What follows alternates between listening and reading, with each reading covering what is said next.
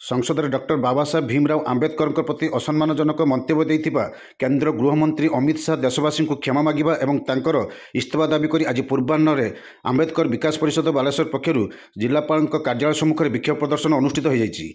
अवसर में परिषदर सभापति सुदर्शन जेना नेतृत्व में शताधिक सदस्या पुलिस लाइन छक स्थित बाबा साहेब भीमराव आंबेडकर प्रतिमूर्ति ठारू एक शोभा बाहरी जिलापाल कार्यालय सम्मुख में पहुंची विक्षोभ प्रदर्शन करते।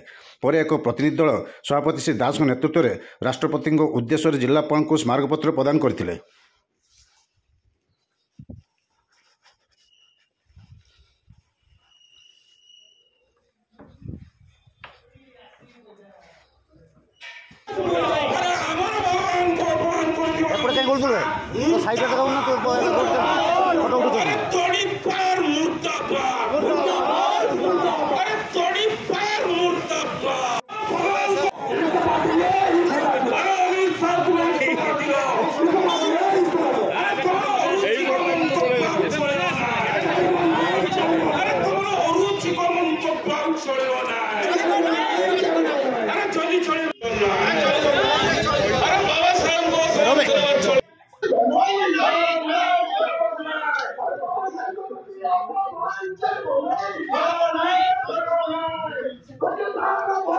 अरे संविधान परिवर्तन करबा चलेबो नाही,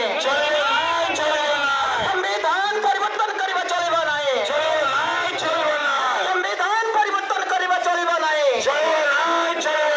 अमित शाह माफी मांगो, माफी मांगो। अरे जिंदाबाद।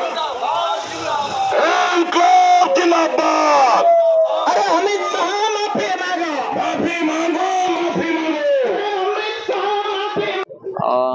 आपण माने समस्ते अवगत थे जो डिसेंबर 17 तारीख राज्यसभा गृहमंत्री अमित शाह जो भली भाव में बाबा साहेब आंबेडकर प्रति अपमानजनक कटुक्ति जो आक्षेप ताहा आम समग्र अनुसूचित जाति जनजाति धार्मिक अल्पसंख्यक एवं पछुआ वर्ग प्रति घोर अपमान है।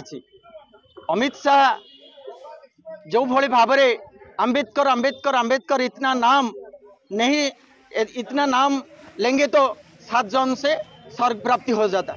मना नहीं, अमित शाह को मना नथिला, से भगवान को डाकी के 7 जन्म कहीं 14 जन्म पर्यंत से स्वर्ग को जातु।